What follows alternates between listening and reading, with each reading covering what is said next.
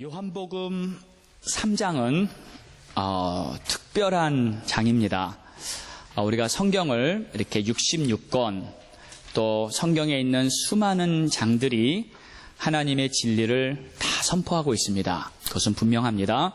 그러나 이 성경에 있는 여러 가지 챕터 중에 딱 한 장을 골라서 만약에 딱 한 장만, 시간이 그거밖에 없어요. 여건이 그거밖에 안 돼요. 딱 한 장만 골라서 하나의 말씀을 전해라 하면은 요한복음 3장을 골라야 합니다. 그 중에서도 딱 한 절만 전하라 그러면 요한복음 3장 몇 절일까요? 16절이죠. 그 말씀을 전해야 합니다. 그러니까 어떻게 보면요, 이렇게 설명할 수도 있어요. 이 요한복음 3장에 특별히 16절을 정확하게 알려주기 위해서 실은 창세기부터 요한계시록까지 써졌다고 해도 과언이 아닙니다. 요한복음 3장에 하나님의 핵심 메시지를 전하기 위해서 실은 창세기부터 요한계시록까지 다 모든 것을 이렇게 설명하고 있는 거예요. 물론 다 중요합니다. 하나님이 천지를 창조하신 것부터 다 분명히 알아야 될 사실입니다. 그러나 제일 중요한 핵심은 하나님의 구원 계획이에요. 왜냐하면 이 땅은 하나님의 궁극적인 목적이 아니었습니다. 아닙니다. 궁극적인 목적은 천상이에요. 천국입니다. 하나님의 구원 계획입니다. 그래서 그것 때문에 천지가 창조된 것이고 그것 때문에 모든 인류의 역사가 진행된 것이고 바로 예수 그리스도가 이 땅에 오셔서 모든 인류를 구원하신다는 그 메시지, 그 진리, 그 생명, 그 복음 때문에 실은 나머지 모든 인류 역사가 이렇게 흘러왔던 거예요. 그래서 가장 중요한 요한복음 3장에 이제 우리가 들어갑니다. 할렐루야. 준비되셨습니까? 아멘. 이 말씀 우리가 다시 한번 마음에 잘 새기면서 정말 하나님의 진리를 깨닫고 뜻을 알겠다는 그러한 간절한 소원을 가지고 우리가 함께 이 말씀을 받기를 원합니다. 자, 여기 니고데모라는 사람이 등장합니다. 예수님을 찾아와서 예수님과 대화하는 내용이에요.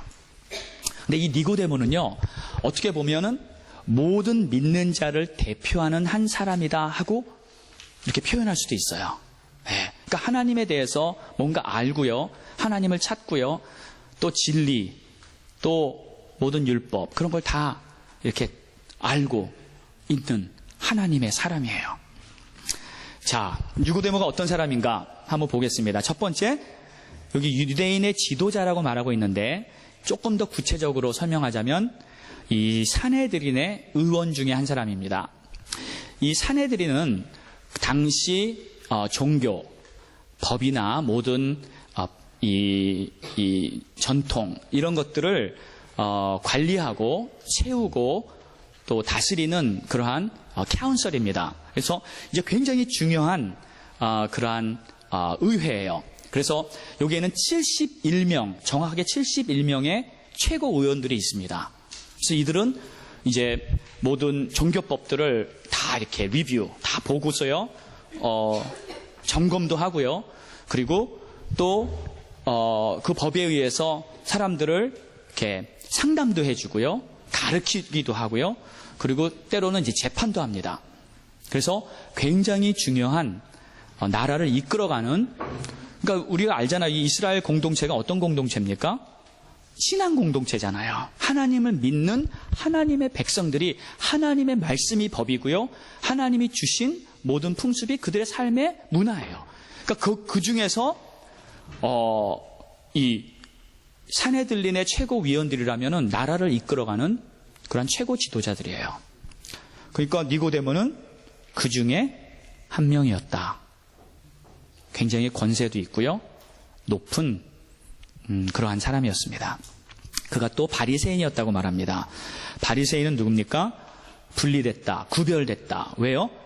세상적이거나 이제 이런 게 아니라 완전히 하나님의 말씀, 그리고 하나님이 가르쳐 주시는 그 뜻대로만 살려고 아주 작정을 하고요, 우리는 특별하다, 우리는 완전히 강경파, 말씀주의, 오직 말씀, 우린 그거로만 산다 하면서 그냥 열심을 내고 하나님을 따르고자 했던 그러한 그룹들입니다.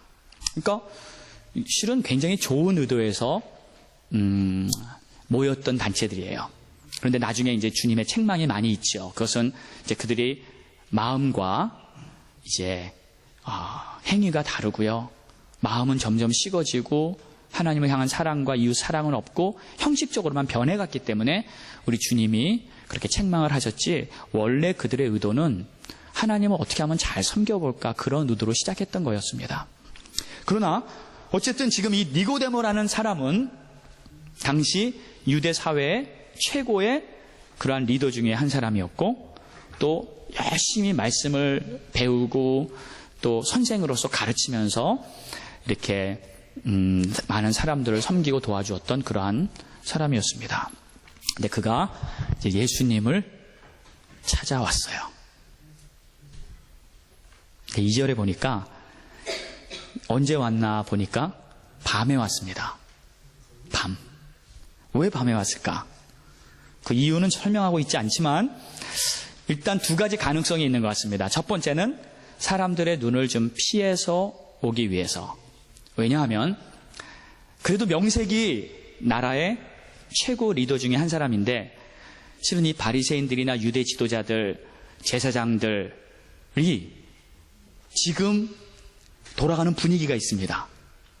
어떤 분위기냐면 예수님이 별로 달갑지가 않아요. 예수님이 하시는 말씀이나 하는 행위가 별로 그들의 마음에 들지 않았습니다. 그래서 니고데모도 딱 까놓고 나는 예수님을 따르겠다라든지 예수님에게 좀 배워보겠다라든지 이러한 표현을 하기는 아직 시기상조라든지 뭐 그런 이유가 있었을 거예요. 그래서 밤에 찾아왔다고 추측할 수도 있겠고요. 또 두 번째는 이런 생각도 들어요. 이 니고데모가 지금 예수님의 말씀이나 어떠한 사역을 보면서 마음에 많은 갈등이 생겼을 거예요. 왜냐하면 그동안 내가 알았던 하나님, 그동안 내가 배웠던 말씀과 왠지 다르다. 이게 왜 이러지? 하면서 마음에 막 갈등이 일어나는 거예요. 그러니까 막 고민이 되는 거예요. 뭐가 맞는 거지? 이거 어떻게 된 거지? 하면서 굉장한 고민과 갈등 속에 잠을 못 자다가, 자야 되는데 못 자다가, 아니 지금이라도 찾아가서 좀 이 고민을 풀어봐야 되겠다 하고 문을 열고요, 예수님께 달려간 겁니다. 뭐 어떤 이유에서든지 그게 중요한 게 아니라 중요한 것은 예수님을 만났다. 그게 중요합니다. 그렇죠? 예수님을 만났어요. 그래서 그의 마음속에 있는 것을 열고 얘기를 하는 거예요. 주님, 내가 이런 생각을 하고 있고 이게 나의 마음에 있는 그러한 뜻인데 하면서 말을 풀어보는 거예요. 그런데 이렇게 보니까 그가 왜 고민을 했는지, 왜 갈등을 했는지 그 이유는 예수님의 표적을 보고 이 마음에 갈등이 생긴 거예요. 표적 때문에 온 겁니다. 그의 관심이 일단 표적에 있었어요. 그래서 2절을 보면 이런 말이 나옵니다. 하나님이 함께 하시지 않으시면 당신이 행하시는 이 표적을 아무도 할 수 없음이니이다. 지금 예수님이 뭔가 표적을 보였어요. 뭘 보여줬죠? 첫 번째 표적이 뭐였죠? 가나에서 혼인잔치를 하는데 거기 포도주가 떨어졌어요. 이 파티가, 이 잔치가 그냥 끝나게 생겼어요. 그때 예수님이 거기에 항아리에 물을 담아서 포도주로 바꿔서 그 잔치가 계속 기쁘게 진행될 수 있는 그런 위기를 축복으로 바꿔주신 그 표적이 있었어요. 여러분, 혼인잔치면 사람들이 많이 모였겠죠. 그리고 그때 직접 그 물을 퍼다가 날려줬던 하인들은 자기 손으로 이렇게 기적을 체험했기 때문에 굉장히 흥분되고 또 이거 엄청난 사건이 일어났었구나 하면서 그 어디 가만히 있었겠어요? 그냥 옆집 찾아가서 얘기하고요. 또 옆 동네 가서 얘기하고 막 소문이 금세 퍼져갔을 거예요. 뿐만 아니라 2장을 보면요. 2장 23절에 예수님이 6월절 기간에 예루살렘에 계셨는데 그때에도 보면 6월절에 예수께서 예루살렘에 계시니 많은 사람들이 그의 행하시는 표적을 보고 그의 이름을 믿었으나 거기서도 또 표적을 일으켰어요. 6월절이라면 이스라엘의 3대 대절기 중에 하나죠. 제일 많이 모이는 때입니다. 그럼 그때 많은 사람들이 모였는데 그때 예수님이 사람들을 고치시고 말씀을 전하시고 또 표적, 기적들을 일으키신 거예요. 거기서 또 많은 사람들이 표적을 보고 그래서 니고데모도 아마 이때 표적을 보았을 가능성이 있었겠죠. 이들 중에 한 명이었을 가능성이 있습니다. 자, 그런데 이제 다른 유대인 지도자들, 제사장이나 바리새인이나 다른 지도자들과는 좀 달리 이 니고데모는 예수님을 긍정적으로 생각했어요. 그러니까 다른 지도자들은 일단 이 선글라스를 끼고 예수님을 봤습니다. 예수님이 하시는 모든 좋은 일도 저거 좀 이상해, 저거 아닌데 하면서, 그리고 왜 이 첫 번째 그 예루살렘에 들어가서 예수님이 하신 게 뭐였어요? 2장의 앞부분에 성전에 가서 뭐 하셨죠? 다 뒤집어 엎어버리셨잖아요. 수라장을 만들어 놨어요. 예수님이 성전에 가서 성전을 좀 이렇게 좀 좋게 만든 게 아니라 실은 거기서 난리를 치신 분이 바로 예수님입니다. 물론 예수님의 의도는 성전을 영적으로 정화하기 위해서 했지만 그 당시에 그 리더들이 봤을 때 그 제사장이나 이 산에 들린 의원들이 봤을 때는 예수님의 모습은 완전히 생각 바뀌었었어요. 그리고 그것은 바로 그 지도자들을 향한 정면 대결이었습니다. 어떻게 성전을 이런 식으로 만들어놨냐? 어떻게 성전에 이 장사판으로 시장바닥처럼 만들어놨냐 하면서 예수님이 화를 내신 것은 실은 지도자들을 향한 분노였습니다. 그렇죠? 그랬을 때 그들은 예수님과 이렇게 이제 심리적으로 벌써 이제 충돌이 생기기 시작하는 거예요. 마음에 안 들어. 예수님 마음에 안 들어. 당신이 도대체 뭔데 이렇게 하십니까? 우리에게 표적을 보여주십시오. 그렇게 도전하고 들어왔잖아요. 그때 예수님이 표적 보여줄 거 없다. 요나의 표적밖에 없다. 자, 보세요. 지금 다른 사람들은 다 거의 예수님에게 반감을 갖고 있는데 지금 니고데모는 마음이 열렸어요. 그래서 긍정적으로 좋게 생각하며 예수님을 찾아왔습니다. 자, 니고데모가 하는 말이 2절에 이런 말을 합니다. 당신은 하나님께로부터 온 선생인 줄 아나이다. 여러분, 이거는요 굉장한 신앙 고백이에요. 바리새인으로서 산에 들린 의원으로서 이렇게 고백했다는 것은 완전히 주님을 인정하겠습니다. 하나님의 사람이십니다. 그런데 지금 이 니고데모가 예수님을 인정한 이 믿음, 이것은 표적을 통한 믿음이었어요. 표적을 통해서 얻은 믿음이었습니다. 이 표적이라는 것은 뭘까요? 표적.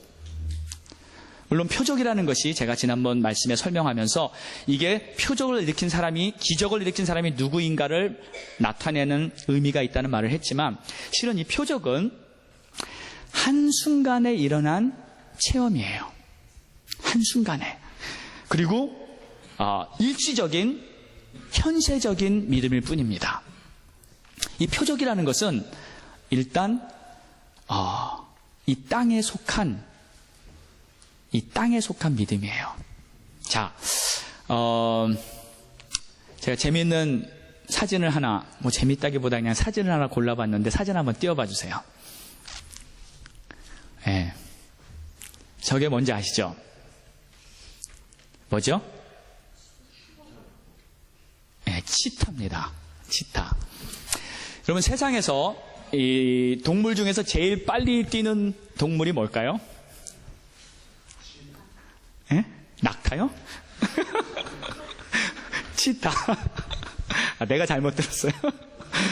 자, 뭐 치타 보여줬으니까 답은 뭐 이렇게 치타라고 나오는데, 보세요. 이게 어떤 사진사가 찍었어요. 근데 그 치타가 114km로 달리는 치타를 찍은 거예요. 그러니까 이 달리는 모습이 어떻습니까? 제가 딱 보면서, 첫눈에 딱 보면서, 와, 진짜 생동감이 넘친다. 그 진짜 뛰는 모습이 이게 장난이 아니다. 완전히 빠르다. 이렇게 보이는 거예요. 그래서 이제, 야, 진짜, 그리고 되게 잘 찍었다. 그렇게 빠른 거를 한순간에 딱 포착한다는 게 쉽지가 않을 텐데 되게 잘 찍었다. 이렇게 생각이 들었어요. 그리고 이제 한참을 봤어요. 근데 한 1분도 채 안 돼서 딱 느끼는 게, 물론 생동감이 있고 물론 잘 찍긴 했지만 그냥 한 장면에 불과하구나, 이런 생각이 딱 들더라고요. 한 장면, 한 순간, 그냥 일시적인 한 장면이구나. 저기는 생명감이 없구나. 진짜 생명이 없구나. 아무리 잘 찍어도, 아무리 멋지게 찍어도 저거는 한순간의 사진에 불과하구나. 여러분, 예수님이요, 니고데모가 찾아와서 당신의 표적을 보고 하나님의 사람인 줄 믿습니다 하면서 막 이렇게 얘기를 하는데, 예수님이 하시는 대답은 예외로 동문서답처럼 들립니다. 사람이 거듭나지 아니하면 하나님 나라를 볼 수 없다. 근데 왜 이런 말씀을 하셨는지, 여러분, 우리의 믿음이요, 어떠한 순간적인 것, 어떠한 일시적인 것, 어떠한 현세적인 것에 멈춰있는 믿음이라면 그 믿음은 진정한 믿음이 될 수가 없습니다. 우리 예수님은 순간적인 믿음에서 영원한 믿음으로 참 믿음을 가르쳐 주기를 원하시는 줄 믿습니다. 그래서 지금 표적을 보는 믿음에서 영생을 보는 믿음으로 눈을 열어주시길 원했던 거예요.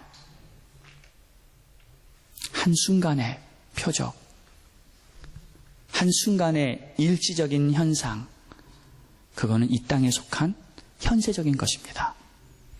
저 사진이 아무리 잘 찍고 아무리 생동감이 넘쳐도요, 저 사진은요, 그냥 한순간에 불과해요.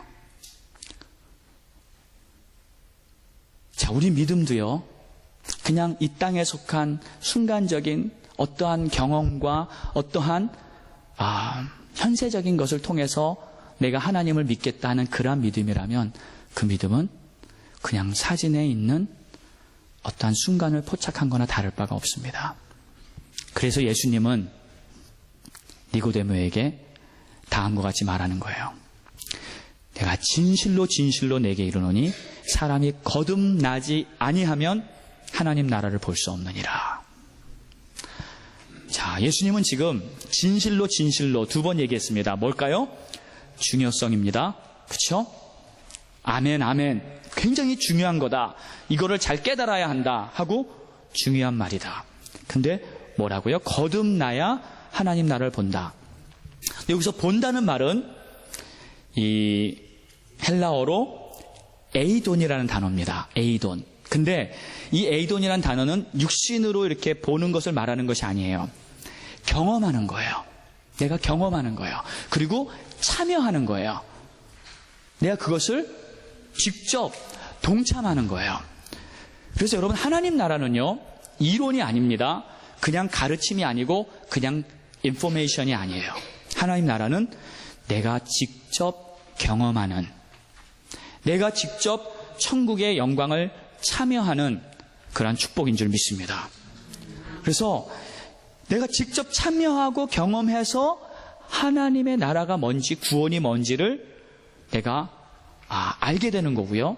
그 경험을 통해서 평화, 기쁨, 하나님이 주시는 그 놀라운 자유함, 이런 것들을 내가 직접 경험해 볼 수 있는 것입니다.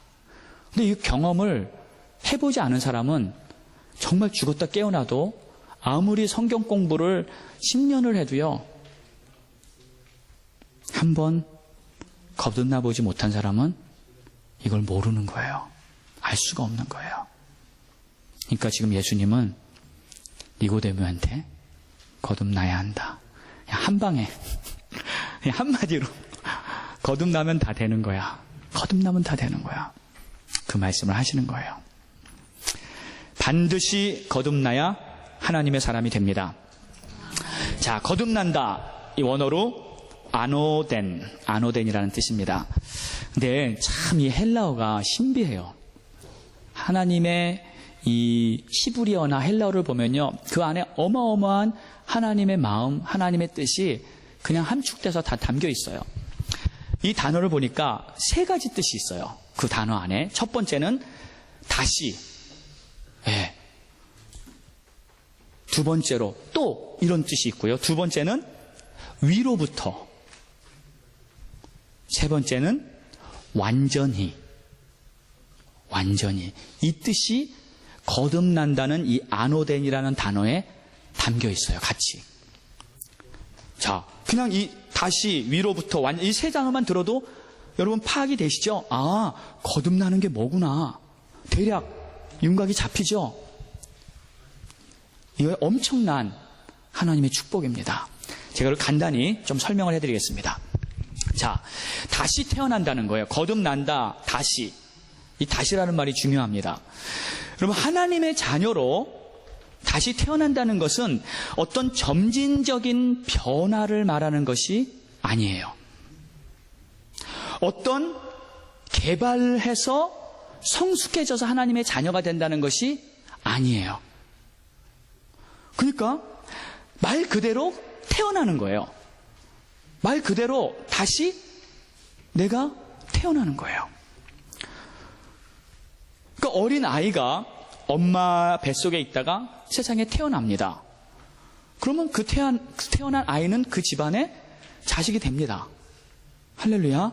우리 지금 곧 태어날 아이들이 지금 많이 있습니다. 몇 달 전에 태어난 우리 요한이도 있습니다. 딱 태어나고 보니까 그 아이는 그 집안의 자식이에요. 바뀌어지지가 않습니다. 한번 태어난 것으로 영원히 바뀌어지지 않는 완전한 어떠한 출생이에요. 자, 그래서 우리가 다시 태어나서 하나님의 자녀가 되는 건데, 이 말을 들으니까 니고데모가 도대체 무슨 말을 하는지 이해를 못하겠어요. 아니, 어떻게 사람이 다시 태어납니까? 다 컸는데, 우리가 태어났으면 이제 사람이 됐는데 엄마 뱃속에 들어가서 다시 태어난다는 말입니까? 이게 말이 안 되잖아요. 그러니까 질문을 하는 거예요. 그러니까 세상 논리로는 결코 이해가 될 수 없는 말입니다. 세상 논리로는요, 이 니고데모가 다시 태어난다는 말을 상상도 못 해봤죠. 이런 말이 있을까? 다시 태어난다. 여러분, 우리는요, 이제 성경을 보고 자꾸 이 다시 태어난단 말을 들었으니까, 익숙하니까 알죠. 여러분이 처음으로 다시 태어난단 말을 들었을 때 그 다시 태어난단 말이 도대체 무슨 뜻인지, 만약에 여러분이 니고데모라면 우리도 똑같은 질문을 했을 거예요. 도대체 이게 무슨 말 하시는 겁니까, 예수님? 근데 예수님이 다시 설명하죠.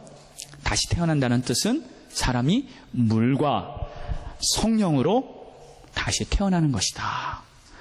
육으로 태어나는 게 아니라 영적으로 태어나는 것이다. 아멘입니까? 여러분, 물세례는 뭡니까? 이 물이라는 것은 물세례를 의미하는데, 내가 죄인임을 인정하고 예수 그리스도의 십자가의 피로 나의 죄를 다 씻어주시고 나는 하나님의 자녀가 되겠습니다. 예수님을 나의 구주로 영접합니다. 하면서 세례받은 것이 바로 물세례를 받는 하나의 과정이죠. 거기서 예수님을 영접하는 겁니다. 성령은 뭐예요? 성령 세례는 내 안에 성령께서 들어오셔서 나를 완전히 새롭게 변화시키는 것을 말합니다. 자, 자, 그러니까 두 번째, 이 위로부터 난다는 이 뜻이 더 정확하게 설명을 해주고 있어요. 자, 다시 거듭난다는 말은 위로부터 태어나는 건데, 이 위는 하늘이에요. 천국입니다. 하나님이 계신 그곳이에요. 그래서 하늘에서 내려온 성령을 내가 받는 거예요. 이것도 구체적인 경험입니다. 그냥 이론이 아니고요. 태어나는 경험을 하는 거예요. 이것을 성령 세례다 이렇게 표현하죠. 그래서 성령 세례는 사도행전의 1장과 2장에 분명하게 기록하고 있어요. 예수님이 이제 승천하시기 전에 제자들에게 이렇게 마지막으로 중요한 말씀을 하십니다. 네. 예루살렘을 떠나지 말고 내게서 들은 바 아버지께서 약속하신 것을 기다리라. 요한은 물로 세례를 베풀었지만 이제 너희는 몇 날이 못되어 성령으로 세례를 받으리라. 그러니까 아직까지는 성령 세례를 못 받았어요. 아직까지는 성령이 임하지 않았어요. 만약에 제자들이 예수님 말 안 듣고 다 떠나버렸어요. 그랬다면 성령 세례? 뭔가 지연됐겠죠? 문제가 생겼겠죠? 그런데 그들이 예수님 말씀에 순종하고 계속 모여있다가 오순절 다락방에 모여있는 어느 날, 오순절 날, 그날 성령이 하늘에서 임합니다. 그것이 2장 1절입니다. 오순절 날이 이미 이름에 그들이 다 같이 한 곳에 모였더니 호련히 하늘로부터, 이게 중요하죠. 하늘로부터, 땅속에서 올라온 게 아니고요. 옆집에서 건너 뛰어온 게 아니고요. 하늘에서 성령이 임했는데 어떠한 모습이었냐면 그 당시에는 급하고 강한 바람 같은 소리가 있어 그들이 앉아있는 온 집에 가득 찼다 그랬어요. 그리고 마치 불의 혀처럼 갈라지는 것들이 그들에게 보여 각 사람 위에 하나씩 임하여 있더니 그들이 다 성령의 충만함을 받고 성령이 말하게 하심을 따라 다른 언어들로 말하기를 시작하니라. 할렐루야. 이게 성령이 처음 오순절에 제자들에게 임했던 장면이었어요. 온 집에 가득 느끼는 성령의 임재. 막 바람 소리 같은 것도 들리고요. 네. 막 불이 그들의 눈에 그때 막 불같이 임하는 게 보였대요. 되게 멋있었을 것 같아요. 성령이 임하고 그들이 다 충만함을 받고요. 그리고 여러 방언들로, 다른 언어들로 막 말하기 시작하고요. 기도하기 시작하는 거예요. 이것이 성령이 하늘로부터 임하는 장면입니다. 저희들도 마찬가지예요.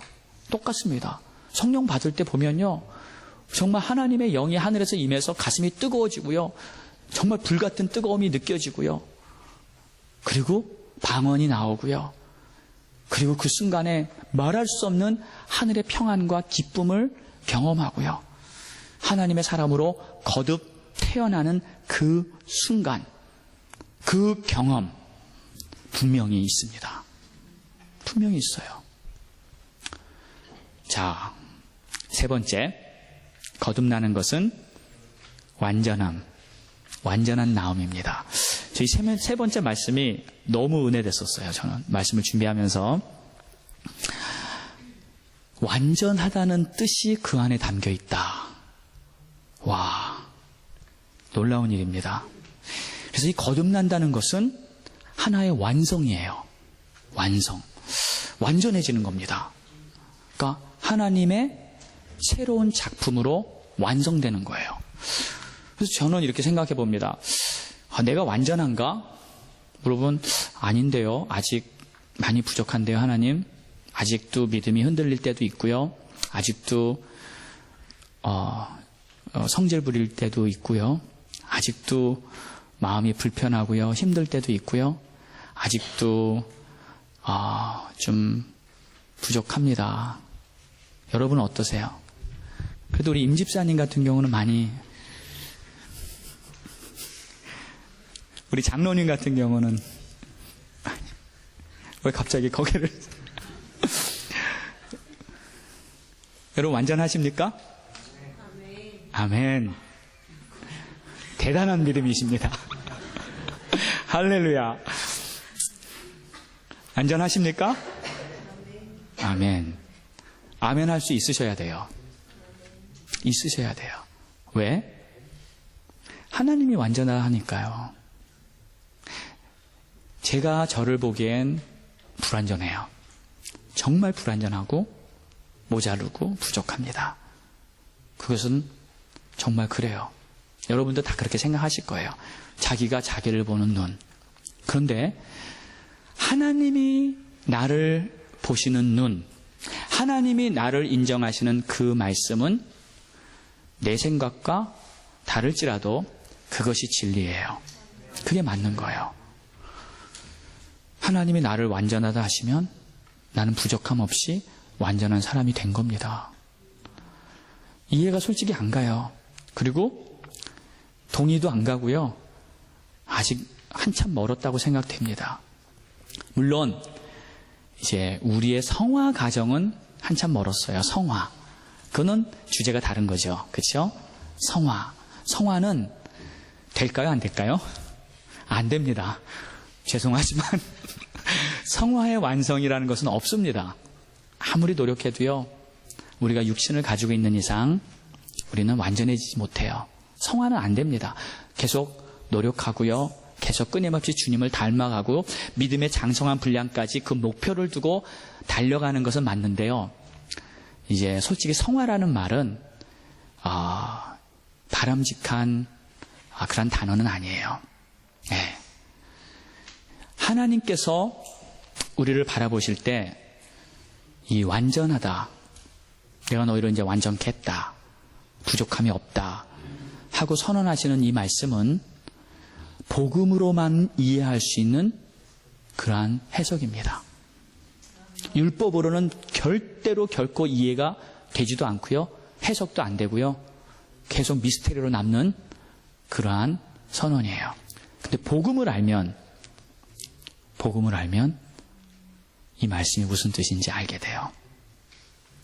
자, 우리가 만약에 부족하고요. 죄가 조금이라도 남아있고요. 해결되지 않은 부분이 한 개라도 있다면 여러분 우리 천국 갈 수 있을까요? 못 갑니다. 죄송하지만 못 들어갑니다. 천국은 의인만 갈 수 있어요. 완전한 의인, 점 하나 흠 하나 하나도 죄가 없는 그 자만 천국을 갈 수 있어요. 근데 그런 사람 있습니까? 자기 힘으로 그렇게 된 사람은 없어요. 그것이 가능한 유일한 방법은 바로 십자가 보혈. 거룩하신 하나님의 종, 하나님의 아들 예수 그리스도의 보혈로 씻김을 받은 자만이 점 하나 흠 하나 없이 완전한 거룩한 하나님의 자녀가 된 줄 믿습니다. 그 복음으로 그 십자가 보혈로 내가 거듭나야 내가 깨끗해진 것이고요. 그 복음이 나를 완전케 한 것이고요. 그래서 하나님은 오직 그리스도 안에서만 우리를 보배롭고 존귀하고 완전한 하나님의 자녀라고 말해 주시는 거예요. 그것은 나의 노력과 나의 행위랑 상관이 없습니다.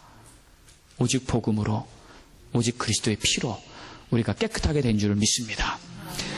그렇다고 아무렇게나 살라 그 뜻이 아니죠. 우리는 그렇게 됐기 때문에 이제 우리가 바라는 것, 우리의 인생의 목표는 오직 하나님의 뜻 안에서 하나님의 영광을 위해서 믿음으로 살고 싶은 거예요. 세상 게 눈에 별로 안 들어옵니다. 세상에 아무리 좋은 게 있어도 그냥 아까 봤던 한순간에 멈춰있는 그림에 불과해요.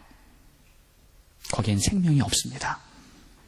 세상에 존재하는 모든 것들, 일시적이고 현세적인 한순간의 것들이에요. 눈이 열려서 영혼을 볼 수 있는 축복이 있기를 축원합니다.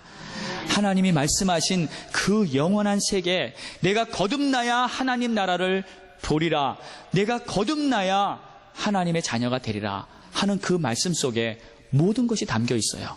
그것을 내가 얻으면요, 그것을 내가 깨달으면요, 내 인생이 바뀌고요, 그리고 성령 안에서 사는 하나님의 자녀가 될 줄 믿습니다.